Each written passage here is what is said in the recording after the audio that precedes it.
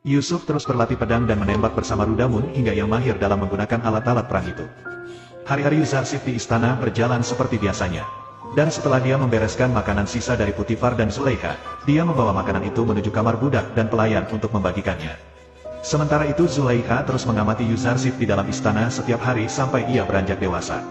Yuzarsif yang kini sudah beranjak dewasa bertugas mengurus istana, menggantikan Khulifer yang sedang sakit. Khulifer yang mengira bahwa hidupnya tidak akan lama lagi, meminta agar Yuzarsif mengajarkan tentang agamanya, dan menceritakan tentang Tuhan yang ia sembah. Karena selama 11 tahun ini dia sudah mempertimbangkan untuk menyembah Tuhannya Yuzarsif.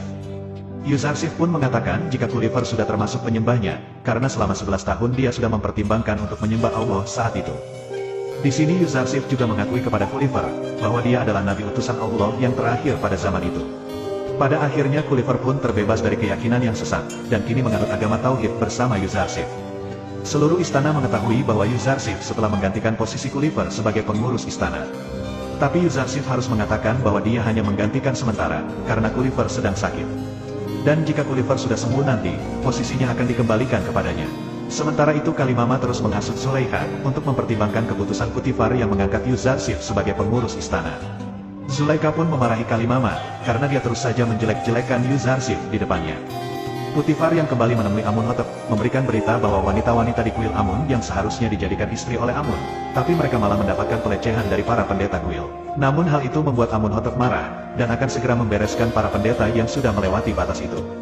Terjadi perdebatan antara Amunhotep dan Permaisuri. Di sini Permaisuri memperingatkan agar tidak menjelek-jelekkan Amun dan para pendeta, karena akan membahayakan kepercayaan mereka. Tapi Amunhotep mengatakan bahwa kepercayaannya kepada Amun mulai hilang, akibat mula dari para pendeta yang selalu berbuat kurang ajar dan semena-mena.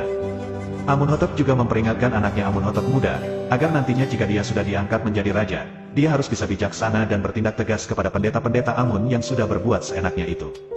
Dia juga mengatakan bahwa ibunya terlalu fanatik terhadap Amun dan para pendetanya, sehingga dia buta dalam melihat kejelekan yang mereka lakukan.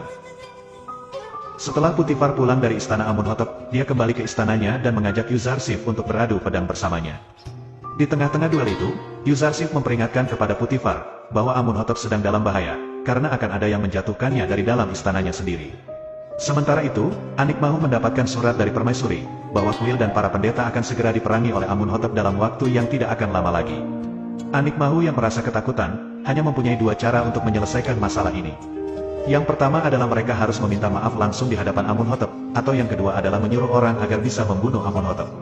Padiamun langsung mengusulkan agar Anikmahu menjalankan cara yang kedua, dengan memerintahkan orang terdekat Amunhotep untuk membunuhnya. Pendeta lainnya juga menyetujui usulan Padiamun itu, dan mengetahui siapa orang yang akan mereka sogok nantinya. Kembali ke istana, Khulifer akhirnya meninggal dunia dengan tenang setelah ia memeluk agama Tauhid.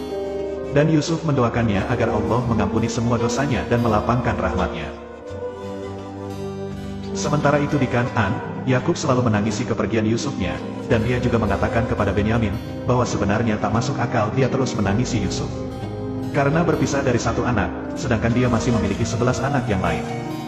Singkat cerita, Yuzarsif yang kini sudah menjadi pengurus istana, sekaligus penasehat istana, mulai digoda oleh Zulaikha yang dari dulu sudah menyukainya. Zulaikha mengundang Yuzarsif ke kamarnya untuk berkonsultasi. Dia lalu menceritakan sebuah cerita, bahwa ada seorang wanita yang mengkhianati suaminya. Dan menurut Yuzarsif, apa yang harus dilakukan oleh wanita itu? Yuzarsif mengatakan, bahwa dia belum tahu apa yang harus dilakukan, karena banyak pertimbangan yang harus diketahui, dan apa alasan wanita itu mengkhianati suaminya. Zulaikha mengatakan bahwa wanita itu sedang jatuh cinta kepada seseorang. Menurut Yuzarsif, cinta itu suci, dan seorang pecinta tak mungkin berkhianat. Dia tak akan membiarkan hawa nafsu merasukinya, hingga menodai kesucian hatinya. Zulaikha juga menyanyikan, apakah Yuzarsif pernah jatuh cinta atau tidak. Yuzarsif menjawab, bahwa dia jatuh cinta kepada ayahnya, karena beliaulah yang telah membawanya kepada sesembahan yang sejati. Tapi yang Zulaikha maksud, adalah jatuh cinta kepada wanita. Yuzarsif menjawab bahwa dia belum pernah sama sekali. Jawaban itu membuat Zulaikha sedikit terkejut, dan menyuruh Yuzarsif untuk pergi.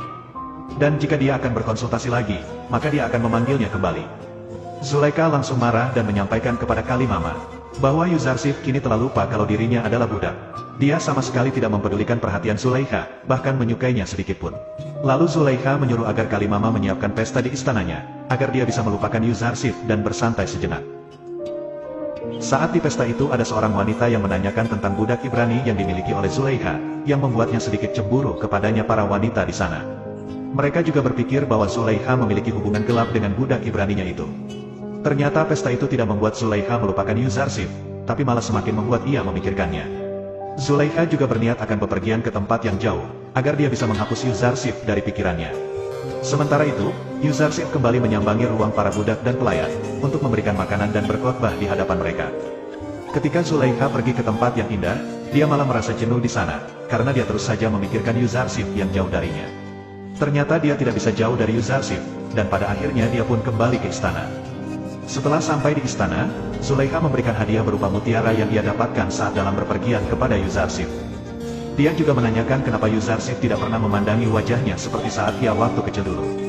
Yuzarsif mengatakan bahwa ia harus selalu menunduk dan malu kepada junjungannya, untuk menunjukkan tata karma. Tapi Zulaikha lebih menyukai kejujuran dan ketulusan Yuzarsif pada saat kecil, ketimbang tata kramanya saat ini. Setelah Yuzarsif pergi, Kalimama bertanya-tanya, siapa junjungan yang Yuzarsif maksud, apakah Zulaikha atau Tuhannya? Yuzarsif yang tidak membutuhkan mutiara pemberian Zulaikha, langsung memberikannya kepada Mimi Sabu, agar dijual ke pasar dan membeli alas tidur yang layak untuk para pelayan. Yuzarsif juga memperingatkan Mimi Sabu untuk selalu mengawasi Kalimama untuknya. Karena Yuzarsif khawatir, akan ada bahaya yang mengancam. Yuzarsif mengatakan bahwa mereka harus berlindung kepada Allah, dari para wanita pemuja hawa nafsu. Mimi Sabu pun akhirnya menyadari bahwa kekhawatiran Yuzarsif itu adalah sebuah percintaan sudah sewajarnya. Semua wanita jatuh cinta kepada Yuzarsif karena ketampanannya. Yuzarsif mengira bahwa ketampanannya itu ibarat burung bersuara merdu, yang suara merdunya itu hanya membawa bencana baginya. Yuzarsif juga mulai bertanya-tanya dan khawatir, karena seolah-olah Allah kini sudah tidak memperdulikannya lagi. Tak ada utusan atau pesan yang diberikan melalui malaikat wahyunya. Akibatnya dia merasa bingung dengan apa yang harus dia lakukan saat ini.